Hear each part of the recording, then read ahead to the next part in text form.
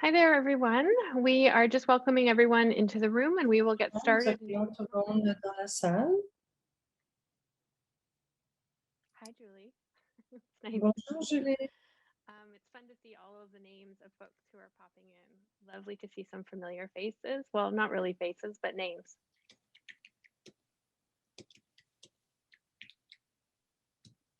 Yes, everyone is muted. I also can't see you. I will explain that in just a moment. We're going to get started in 1 minute as we have folks coming into the room. On va débuter dans un instant.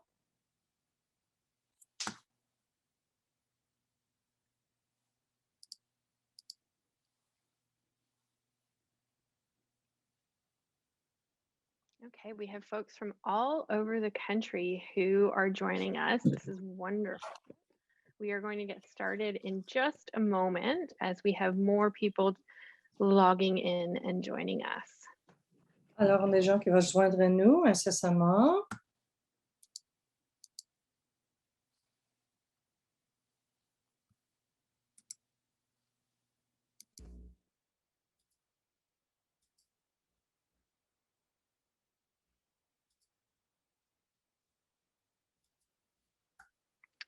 Okay, hello everyone. Alors, Bonjour. bonjour tout le monde. Welcome to this webinar, which is on how to apply to the Alors, bienvenue à ce webinaire, comment I'm déposer Julie une Kelly, demande. unceded Et territorial je me joins à vous du territoire des Premières Nations et je suis avec justement l'Institut urbain du Canada et pour justement l'initiative, je vais expliquer comment ça fonctionne justement et comment déposer une demande. Alors, à titre de rappel Zoom, vous pouvez nous voir, nous entendre, mais nous ne pouvons vous voir ou vous entendre. Si vous avez des questions, je vais vous demander de les inscrire dans la boîte de clavardage et nous allons répondre à vos questions dans une période de questions-réponses par la suite et ça va nous aider à vous donner plus de renseignements au moment où nous avancerons. Et toute l'information sera disponible sur notre website par la suite. Cette séance est aussi disponible en français et en anglais. Et pour accéder à l'interprétation en anglais et en français, vous verrez un petit globe au bas de l'écran. Et si vous cliquez sur ce globe,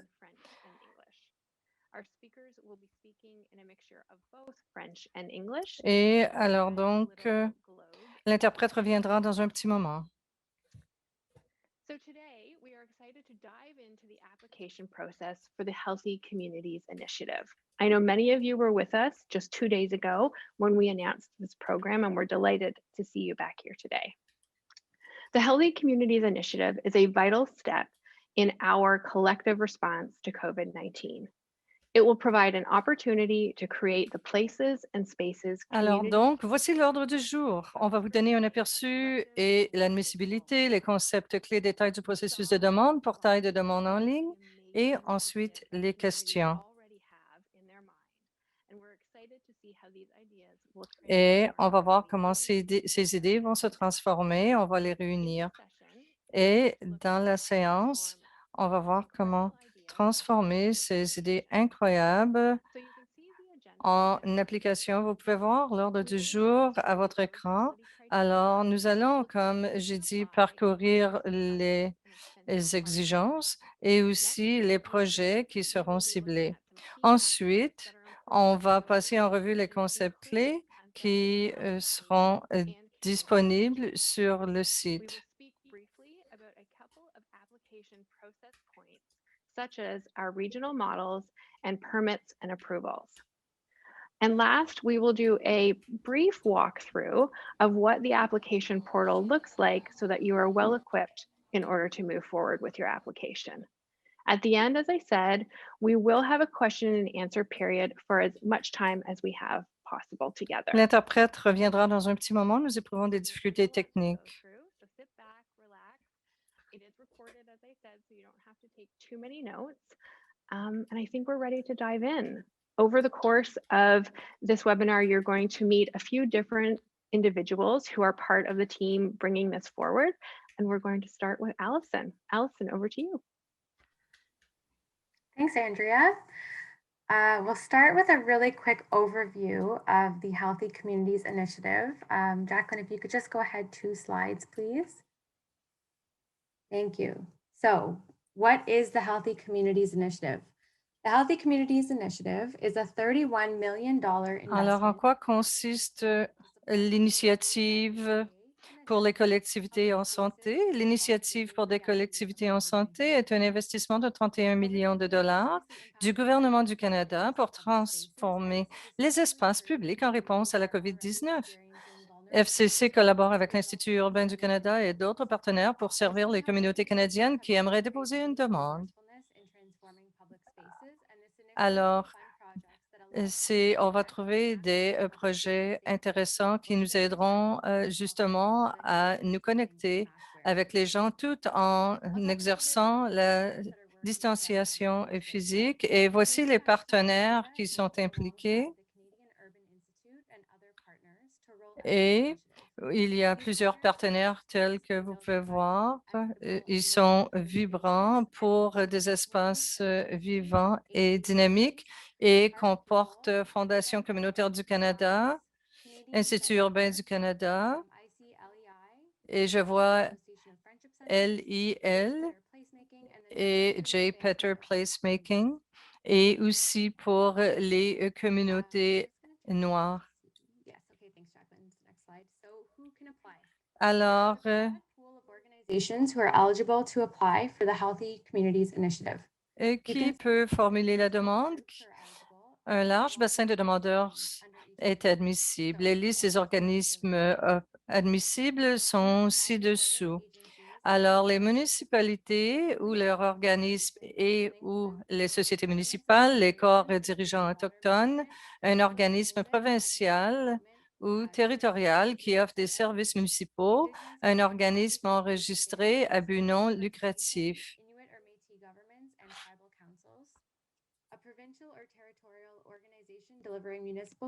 Et organismes et groupes communautaires non énumérés dans la liste des demandeurs admissibles établissent une relation intermédiaire avec une organisation admissible. Business Improvement Areas or BIAs, registered charities, not-for-profits who are federally or provincially incorporated, universities and research institutes, Indigenous organizations and development corporations. Alors, tel que j'ai mentionné, il y a des organismes qui sont cités et ces organismes sont disponibles justement dans le guide du demandeur. Et les gens peuvent formuler des demandes indirectement, justement, par les partenariats intermédiaires et un collaborateur au projet. Et nous avons un modèle et que vous pouvez utiliser. Et aussi, notre guide d'équité peut vous prêter main forte.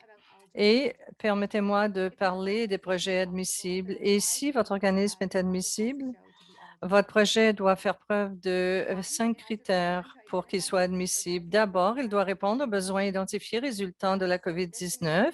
Alors, cette initiative, c'est en réponse à la COVID-19, alors ça doit répondre à ce critère. Le deuxième point, créer ou adapter des espaces publics ou des programmes et services pour les espaces publics dans l'intérêt public.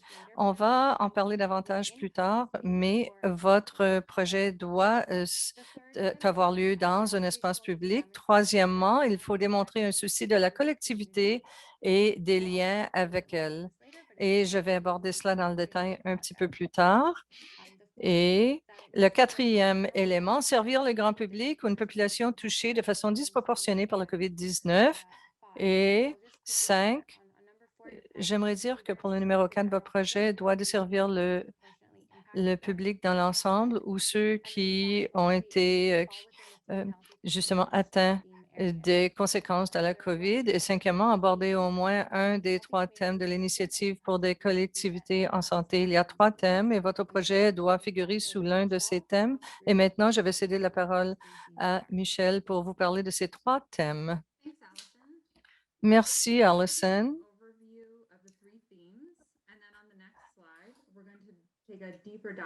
Alors donc, on va aborder les 3 thèmes et les projets dans le détail. Alors donc, le premier, espace public sécuritaire et vivant. Alors, et justement, ils doivent s'adapter en matière de programmation et il faut les endroits approuvés sont des endroits publics commerciaux pour adapter des espaces publics et ça peut aussi permettre pour la distanciation publique. Le deuxième thème, amélioration des options en matière de mobilité pour rendre plus facile justement l'accès. Et ces projets pourraient inclure des projets qui améliorent justement la sécurité euh, piétonnière, justement sur les routes ou pour traverser les rues. Et ensuite, un autre de nos thèmes, les solutions numériques pour justement utiliser les données, la technologie de façon innovante et pour soutenir des collectivités en santé et les projets de solutions numériques vont justement encourager l'engagement du public, des plateformes en ligne et aussi l'utilisation des dispositifs. Alors donc, regardons les projets et à quoi ça pourrait ressembler justement sur le terrain. Alors, ici, on a des exemples et ces projets comportent justement des exemples de projets admissibles, des espaces sécuritaires et vivants, construire des terrains de jeux temporaires, déployer un programme de potager communautaire, fabriquer des kiosques mobiles pour un marché dans un parc et pour que tout le monde puisse évoluer de façon sécuritaire à l'extérieur. Et les projets admissibles incluraient aussi l'amélioration de la mobilité, dégager des rues pour agrandir les zones piétonnières, construire des indicateurs de distanciation sociale sur les trottoirs, acheter des bicyclettes pour un réseau cyclable temporaire et pour améliorer aussi les connexions et les solutions numériques consistent à développer une plateforme virtuelle pour tenir les réunions municipales, installer des points d'accès Wi-Fi au parc, créer une bibliothèque prête à l'aide de tablettes disponibles pour les aînés, leur permettre d'avoir accès à l'Internet. Et voici seulement quelques exemples, mais vous en trouverez davantage dans le guide du demandeur et vous pourrez aussi soumettre vos idées de création de projet. Et maintenant, l'initiative va aussi subventionner des projets ou vont accorder un financement pour les projets par projet de 5 000 et le montant maximum de financement par projet est de 250 000 Voici quelques exemples. Alors, ça va varier selon le projet. Nous vous encourageons de vous tourner vers le guide du demandeur pour connaître justement les exemples admissibles et non admissibles. Alors, les coûts admissibles, justement, comprendront les salaires pour le personnel supplémentaire, le matériel et les fournitures pour le projet, le loyer pour le projet, les honoraires, y compris les frais de recouvrement pour les services de garde et les coûts administratifs raisonnables. Et pour les dépenses inadmissibles, ça pourrait inclure l'achat de terrain, d'édifices ou d'un véhicule, les coûts associés à la gestion d'autres projets, les salaires des membres d'un conseil d'administration, les dépenses engagées après le 30 juin 2022. Alors, il faudra faire la ventilation des dépenses de votre projet dans la demande. Et maintenant que nous avons passé en revue l'admissibilité et ses critères, je vais céder le micro à Mélanie justement pour ce qui est des concepts clés de votre demande. Merci, Michel. Dans votre demande, votre projet doit démontrer des concepts clés. Alors, d'abord, il doit être dans un espace public au bénéfice et à l'avantage du public et ensuite, l'engagement communautaire. Alors, pour les espaces publics, les projets qu'ils ont subventionnés, justement, il faut qu'ils soient créés dans des espaces publics.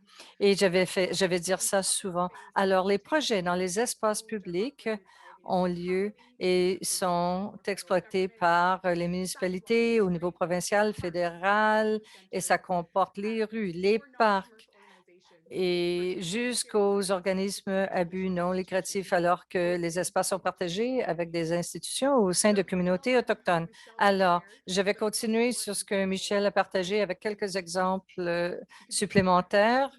Alors, sous les 3 thèmes, alors on pourrait parler justement d'un projet avec une tente pour le yoga, pour prendre le thé, ou aussi bâtir ou construire des pistes. Et on peut aussi développer une plateforme virtuelle pour les réunions où tous les résidents dans la municipalité peuvent profiter.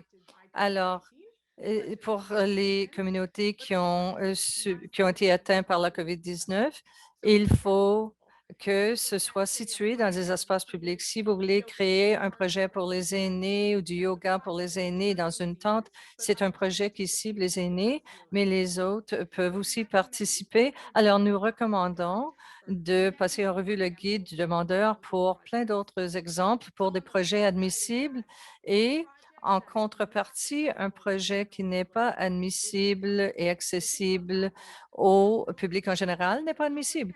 Alors, si le public ne peut pas y avoir accès, alors le projet est inadmissible. Quelques exemples qui seraient des projets inadmissibles. Si vous êtes en train de créer un espace vert sur une propriété privée, ce n'est pas accessible au public, alors ce n'est pas admissible. Et aussi des projets qui se tiennent à l'intérieur qui ne sont pas accessibles au public en général. Si vous cherchez à rénover justement des espaces pour le personnel pour permettre la distanciation physique, c'est inadmissible. Juste pour résumer cette diapo, nous cherchons des projets qui sont qui sont à l'avantage du grand public. Alors donc, l'engagement communautaire, on voit à qui est justement destiné ce projet et bien entendu, les demandeurs peuvent démontrer un engagement communautaire en s'efforçant lors du développement et de la planification du projet d'obtenir la rétroaction des communautés, ce qui pourrait comprendre des réunions municipales virtuelles et des réunions de consultation avec la communauté, des sondages et des discussions avec d'autres parties prenantes. Cela n'est pas obligatoire, mais nous encourageons fortement les demandeurs à passer en revue le guide sur l'équité pour orienter les questions concernant l'engagement avec leur collectivité et pour l'intérêt, l'équité à la conception et à la mise en œuvre de leur projet. Alors, les demandeurs peuvent faire preuve justement que la communauté peut s'engager et aussi que les rapports, les confrontations aussi menées avec la communauté pourraient faire partie de l'engagement pour bâtir les relations. Nous encourageons très fortement chacun d'entre vous a passé en revue, tel que j'ai dit, le guide sur l'équité pour orienter les questions concernant l'engagement avec votre communauté pour intégrer l'équité à la conception et à la mise en œuvre du projet. Et maintenant, on va passer aux détails du processus de demande. Parler de quelques détails du processus de demande. Alors, on peut passer à la diapositive suivante. Merci. L'initiative des collectivités en santé utilise un modèle régional. Alors, on vous invite à vérifier sur la carte de notre site Web dans quelle région se déroulera votre projet. Et par la suite, dans votre demande, cochez la ou les régions où se déroulera votre projet. Tous les projets vont être évalués par des pôles régionaux. Et les projets pour lesquels on a une demande de financement entre 100 000 et 250 000 seront aussi évalués au niveau national. Diapositive suivante, s'il vous plaît. Selon votre projet, avant de recevoir le financement, vous devrez soumettre une preuve que vous avez obtenu les permis, autorisations ou approbations nécessaires. Par exemple, une demande de permis pour un empiètement de terrasse, l'approbation du conseil municipal ou un certificat d'assurance. Veuillez vous informer auprès des autorités locales ou régionales afin de savoir quels sont les permis, autorisations ou approbations nécessaires pour la mise en place de votre projet. La réception du financement de l'initiative pour des collectivités en santé est un processus distinct qui s'ajoute à la réception des permis, autorisations ou approbations exigées localement. Veuillez noter, et c'est important ici, pour les demandeurs situés au Québec, en vertu des lois applicables au Québec, toute municipalité ou organisme public qui est sélectionné pour un financement est assujetti à la loi sur le ministère du Conseil exécutif. Les demandeurs peuvent soumettre leur demande sans recevoir d'autorisation. Par contre, les demandeurs retenus doivent obtenir une autorisation indépendante avant que le financement puisse être débloqué. Vous n'avez donc pas besoin de permis et d'autorisation pour déposer une demande à l'initiative, mais vous en aurez besoin, pardon, pour recevoir un financement.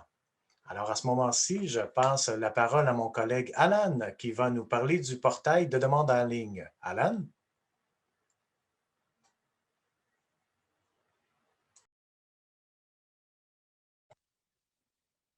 Merci, Claude. In this section, we will go inside the application portal and see what the application looks like from your side as applicants. Next slide, please.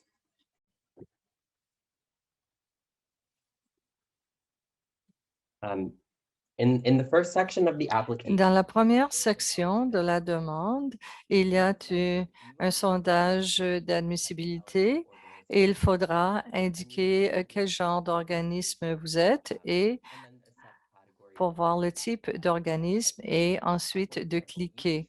Par exemple, vous pouvez choisir que vous êtes une société à but non lucratif, fédéral ou provincial, ou un organisme enregistré à but non lucratif. Et ensuite, vous pouvez vous déplacer à la demande dans l'ensemble.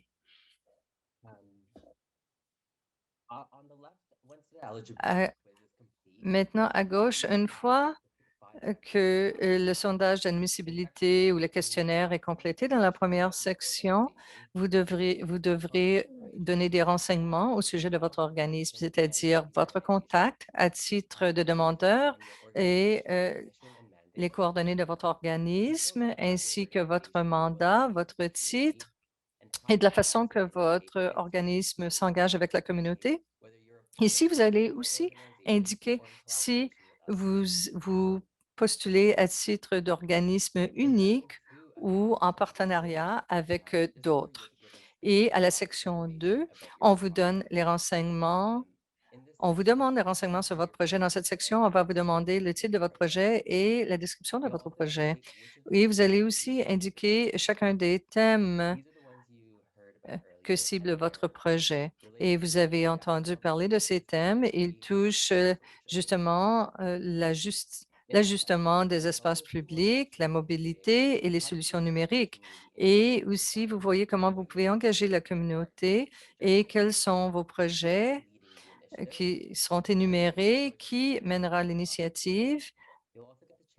Et vous aurez aussi l'occasion de nous laisser savoir qui va desservir ou qui bénéficiera de votre projet, le public ou si vous ciblez une population en particulier, par exemple, justement, un terrain de jeu temporaire dans un parc va desservir les enfants. Dans cette section, on vous demande si vous avez considéré les permis pour ce projet. Dans cette section, vous aurez aussi l'occasion de téléverser tout document que vous aimeriez inclure ou joindre à votre demande de subvention pour le projet. Dans la prochaine section, c'est la section 3.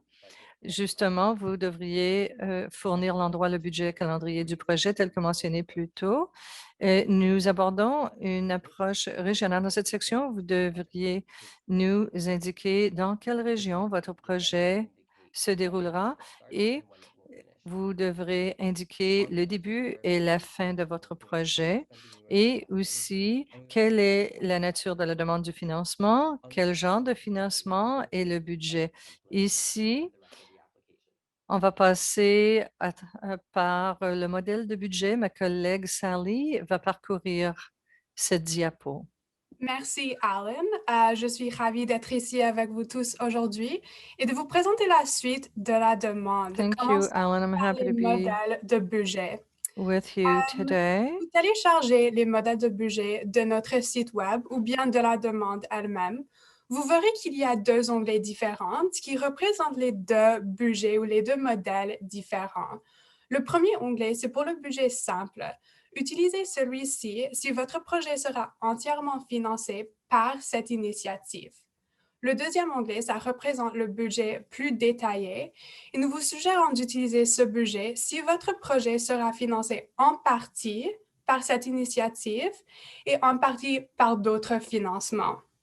Bien sûr, dans votre budget, vous listerez vos dépenses projetées et vous aurez le choix entre plusieurs catégories de dépenses, par exemple les coûts administratifs, la location d'équipements, les matériaux et les salaires pour le projet.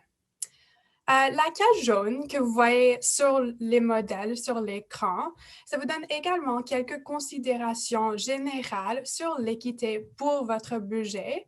Mais bien sûr, vous pouvez obtenir plus d'informations sur ceci dans le site web, sur notre site web. Et veuillez vous assurer que la liste de dépenses correspond au montant que vous avez décrit dans le reste de la demande. Dès que vous avez téléchargé le budget à la demande, vous pouvez passer à la prochaine section de la demande, la section 4. Prochain diapo. Merci. Alors, la section 4, c'est pour les déclarations et les autorisations. Ici, on vous remercie de nous dire si vous devez de l'argent ou si votre organisme doit de l'argent au gouvernement du Canada ou si votre projet va inclure quelqu'un qui agit comme ancien fonctionnaire susceptible d'avoir des conflits d'intérêts. Dans votre demande, dans cette section ici, merci également de confirmer quelques éléments juridiques et de nous indiquer que vous êtes autorisé à déposer cette demande. Et en bas de la section, vous signerez la demande. Prochain diapo. Merci. Et la cinquième section, c'est la très dernière section de la demande. Vous avez presque fini. Et en fait, c'est une deuxième confirmation de l'admissibilité. Dans la première section que Alan nous a montrée, c'est une confirmation plus générale. Pour cette confirmation ici, il faut vraiment que ça soit rempli par l'organisme admissible. C'est-à-dire, si vous déposez votre demande dans le cadre d'un partenariat, s'il y a un organisme qui n'est pas éligible, mais le deuxième organisme, c'est l'organisme admissible à cette initiative, il faut que ça soit le deuxième organisme, celui admissible, qui remplisse cette section ici. Pour compléter la section, vous pouvez fournir un lien vers une base de données pour montrer que vous êtes un donateur reconnu, par exemple pour les municipalités enregistrées, les Premières Nations enregistrées ou bien des charités, ou vous pouvez fournir des documents pertinents pour confirmer votre admissibilité, par exemple des documents d'entreprise, des dépôts, des états financiers, etc. Une fois que vous avez téléchargé tous vos documents, vous pouvez marquer cette section comme complète et déposer votre demande. Prochaine diapo.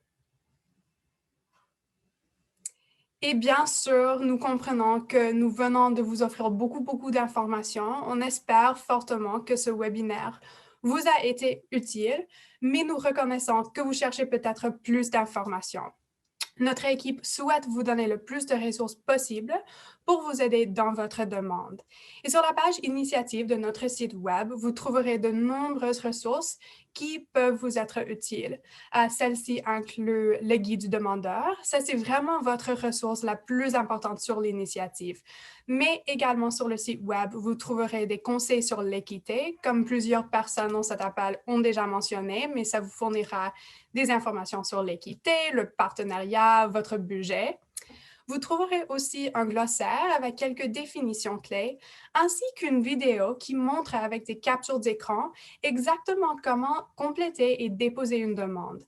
Alors, si vous avez manqué quelque chose dans l'explication que Alan et moi venons de vous présenter, vous pouvez consulter ces vidéos-là pour revoir le processus.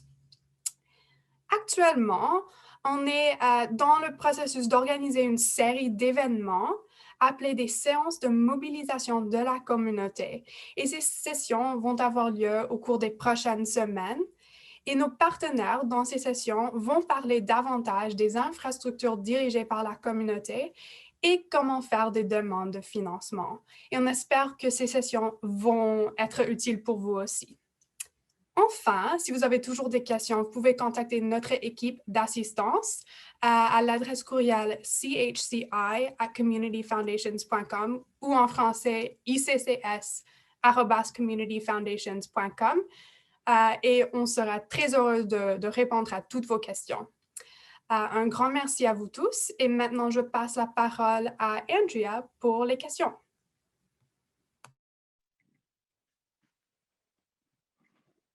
Merci, Sally. Okay, that was a lot of information, and I know that there are many. D'accord, c'était beaucoup de renseignements et je crois qu'il y a beaucoup de questions qui entrent à l'instant. Nous allons faire notre grand possible pour répondre au plus grand nombre de questions possible. Nous allons demander pour ceux d'entre vous qui soumettaient des questions sur un projet en particulier, à savoir si oui ou non il pourrait être admissible dans l'une ou l'autre des catégories. On ne pourra pas aborder ces questions précisément aujourd'hui. On va s'en tenir aux questions d'ordre général au sujet du programme et du processus. Cependant, tel que Sally a mentionné, vous pouvez envoyer un courriel à notre équipe et nous serons heureux justement d'aborder vos questions, d'y répondre et de passer en revue votre projet. Encore une fois, maintenant, on va voir qui va pouvoir répondre à ces questions. Laissez-moi parcourir les questions. Je vais débuter avec la première et beaucoup de questions ont été posées par plusieurs personnes maintenant. Est-ce qu'on peut faire une subvention pour plus d'un projet? Alors, moi, je peux répondre. D'abord, il s'agit d'une demande par organisme. Alors oui, il y a une limite, mais nous voulons encourager la collaboration au niveau communautaire. Alors, vous pouvez déposer une demande pour un projet à titre d'organisme pour une demande, mais vous pouvez ou quelqu'un d'autre pour un autre organisme pourra formuler la demande.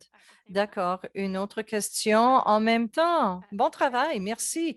Et pour fin d'éclaircissement, vous pouvez continuer à soumettre vos questions dans la boîte de clavardage en anglais et on va répondre aux questions dans la langue dont elle a été posée.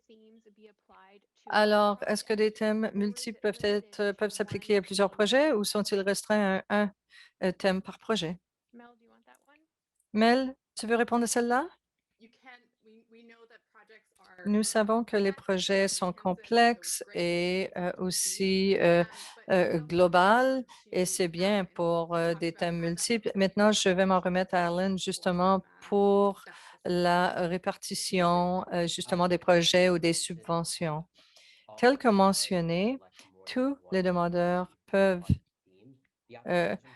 soumettre sous plus d'un thème de projet et il faut identifier le thème principal et s'il y a des espaces de plus supplémentaires, vous pouvez aussi aborder ces autres thèmes. Merci, Alan. Merci, Mel.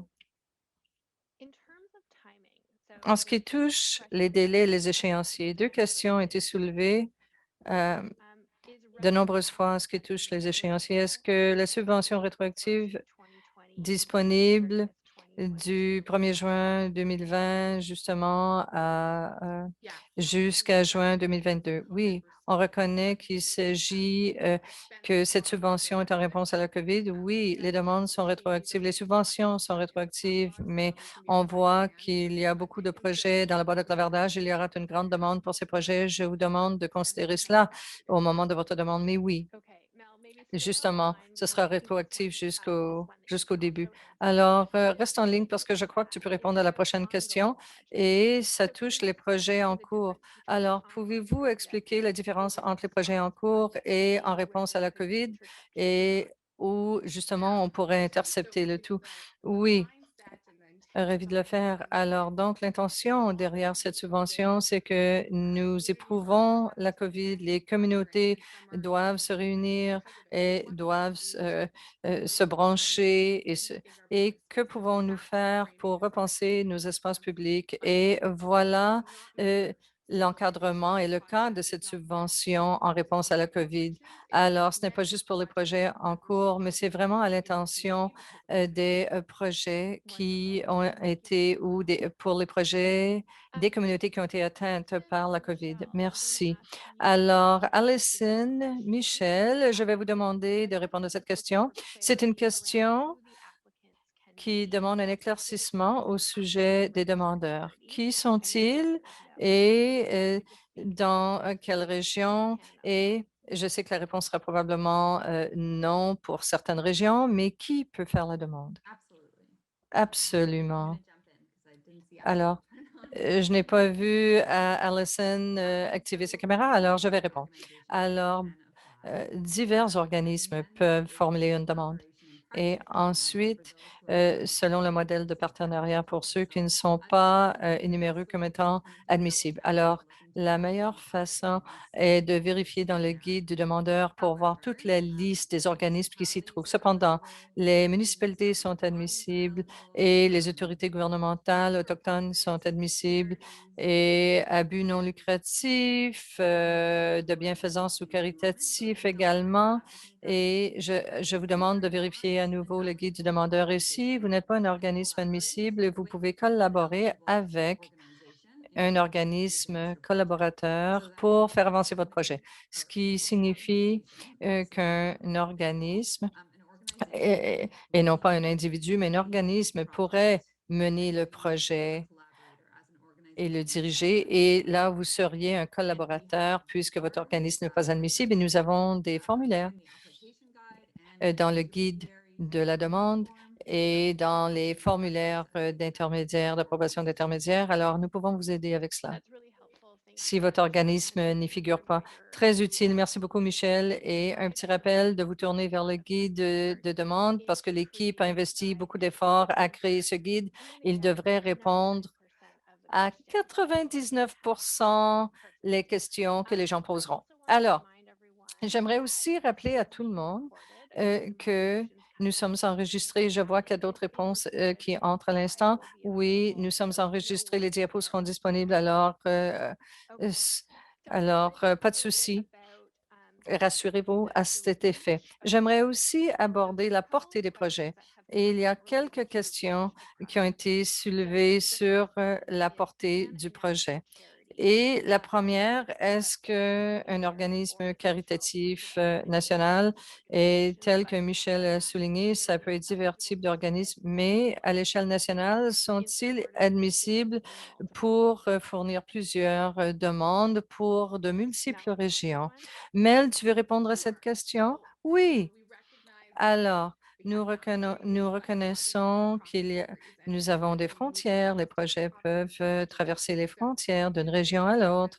Alors, je ne peux pas trouver le lien pour la carte. Je vais m'assurer qu'il sera actif suite à cette présentation, mais vous pouvez consulter la carte et chercher votre région. Et si votre projet va traverser de multiples régions, nous avons justement le lien 40 et qui sera justement jumelé à d'autres projets. Alors, nous avons tenu compte de ça et nous anticipons vos demandes.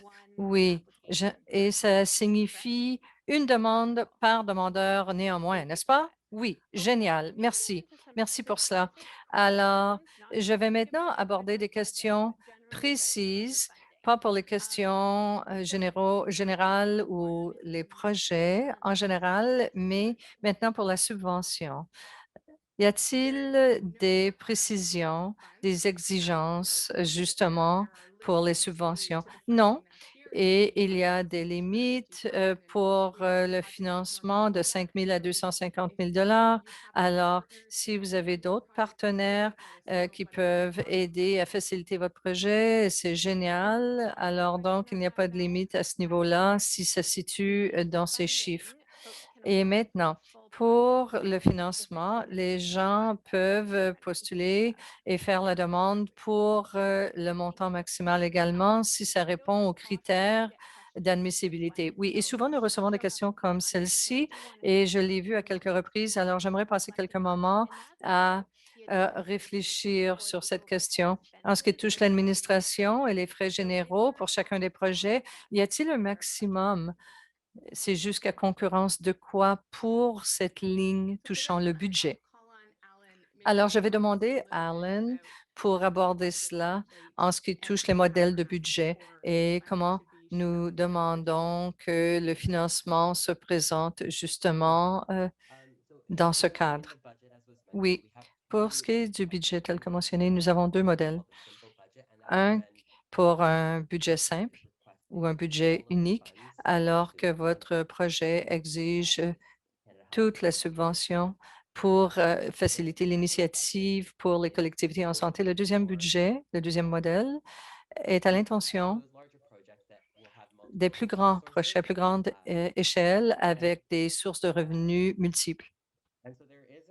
Alors, il n'y a pas un maximum fixé comme tel, mais il faut quand même répondre aux critères de dépenses et il faut tenir compte de tout le projet en entier et comment il sera géré et administré. Merci, Alan. Et lorsque les gens aborderont la question de budget avec des questions précises, vous pourriez envoyer un courriel et demander à notre équipe qui sera heureuse de répondre à toutes vos questions. Alors, encore quelques questions sur le financement.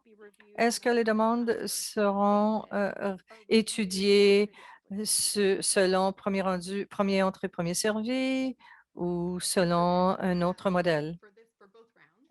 Pour les deux rondes, les deux passes, ce n'est pas premier rendu, premier servi. Il y a un échéancier fixe.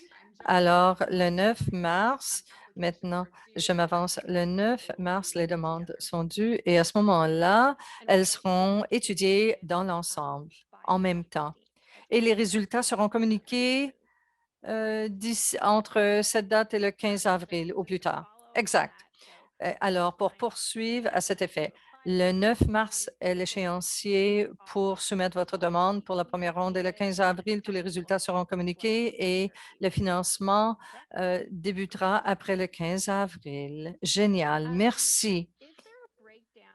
Et y a-t-il une ventilation des priorités pour les 31 millions qui auraient été identifiés? Vas-y, Michel. Non, non, nous n'avons pas fait une telle ventilation des 31 millions. Nous croyons que vous connaissez les priorités de vos communautés et que vous avez une place dans le processus de prise de décision. Et encore tel qu'Alain a mentionné plus tôt, certains projets pourraient toucher des thèmes multiples et ça va, c'est encouragé. Oui. Super, merci pour ça, Michel. Une autre question en ce qui touche la ventilation de la subvention. Comment la subvention ou le financement est-il distribué à travers le pays? Est-ce que c'est par région?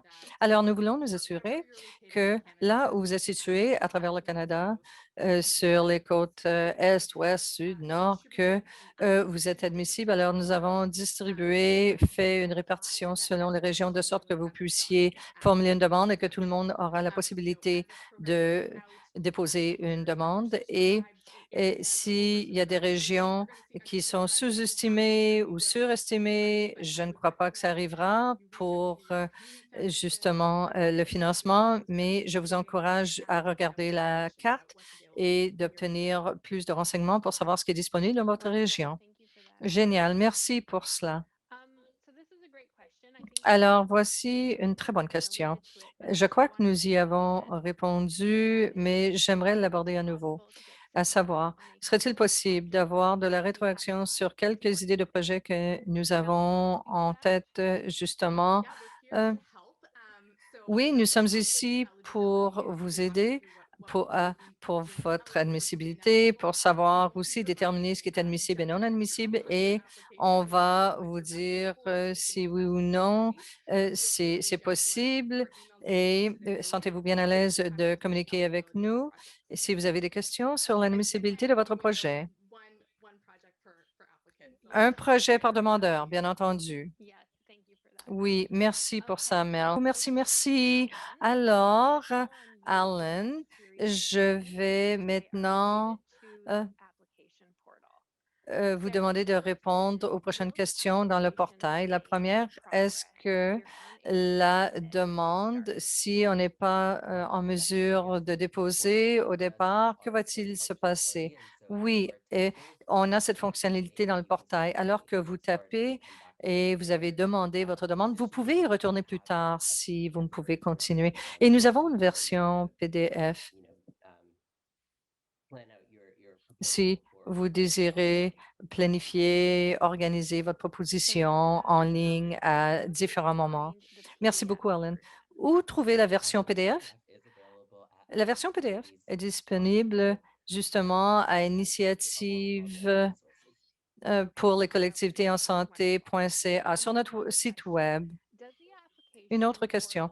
Est-ce que le portail de la demande permet la collaboration entre les organismes pour une demande? Oui, c'est aussi une autre très bonne question. Alors donc, dans le portail, il y a une fonctionnalité pour ajouter un collaborateur et c'est le nom du bouton que vous cherchez.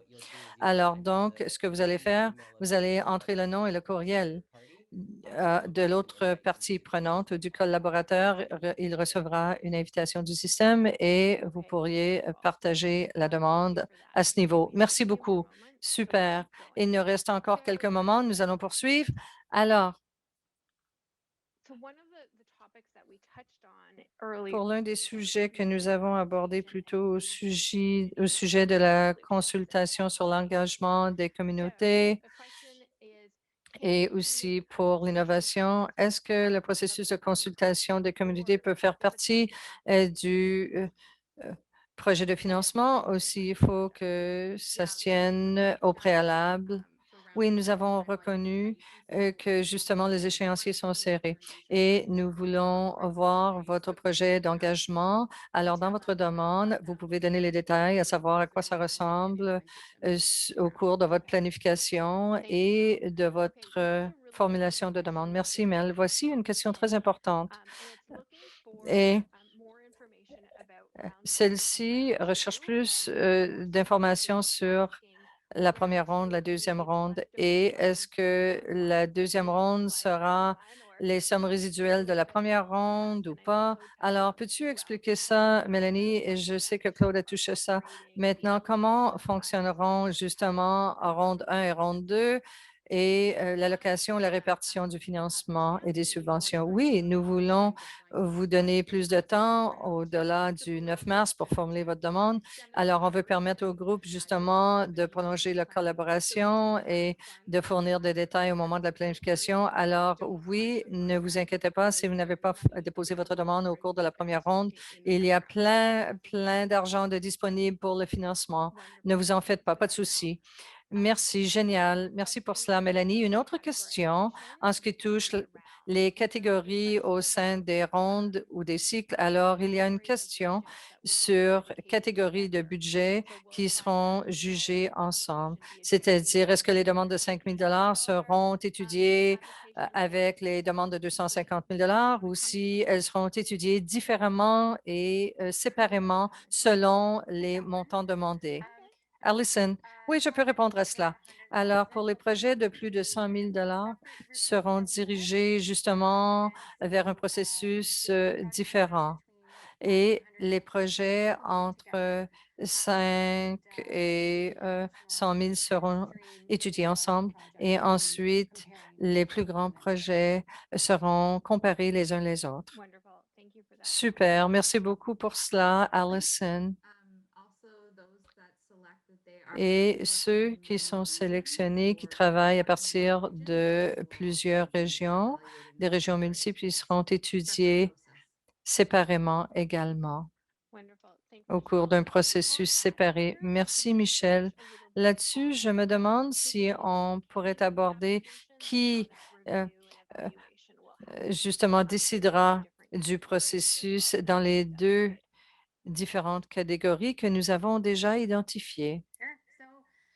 Community foundations Alors, Fondation responsibility communautaire du Canada to charge on dirigera justement la responsabilité de développer les comités d'études dans chaque région qui intégrera justement les connaissances locales et surveillance également, et des experts qui sont des professionnels dans les trois thèmes et des représentants justement qui recherchent l'équité parce qu'on va obtenir des demandes de ces régions et le processus d'études régionales sera composé de ces gens et de façon semblable, ce sera utilisé justement pour les régions croisées et à l'échelle nationale. Pour les plus grands projets de l'ordre de 250 000 les comités régionaux étudieront ces projets d'abord pour donner leurs connaissances locales et leurs recommandations au comité national et le comité national prendra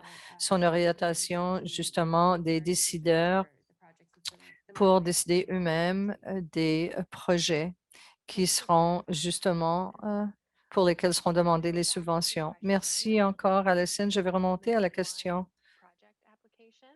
qui touche une demande par projet. Mélanie, tu es dans la meilleure position pour répondre à cette question et c'est aussi maintenant un petit peu plus détaillé. Est-ce qu'un organisme peut déposer une demande pour un projet dans la première ronde au premier cycle et ensuite une autre pour le deuxième cycle ou la deuxième ronde? Alors, nous allons fournir un autre webinaire pour le cycle 2. Pas de souci. Si vous avez un projet de prêt, déposez votre demande maintenant et si elle n'est pas approuvée, si elle n'est pas réussie pendant la première ronde, vous pouvez redéposer votre demande pour la deuxième ronde. Alors, pour fin d'éclaircissement, si vous n'avez pas réussi pendant la première ronde, pouvez-vous redéposer votre demande au cours de la deuxième ronde? Et la réponse est oui. Alors, patientez avec moi. Je passe en revue toutes les questions pour m'assurer que nous répondons à toutes ces questions posées le plus souvent. Alors, voici une question. Oui, nous l'avons abordée, mais je vais être plus précise. Nous avons parlé de projets à l'échelle nationale et cette question touche plutôt les projets à l'échelle provinciale. Maintenant, est-ce que ce programme peut soutenir des projets à l'échelle de la province ou doivent-ils être plus précis ou doivent-ils toucher plus précisément les régions? Alors, la meilleure façon de le déterminer, c'est de trouver votre région. Alors, vous en remettre à la carte que nous avons fournie sur le site Web. Vous allez voir si justement le carrefour pour votre région est provincial. Parfois, il y a plusieurs pôles dans votre région. Ça peut être dans la région des Maritimes et il peut y avoir plusieurs pôles pour une région. Ça dépend.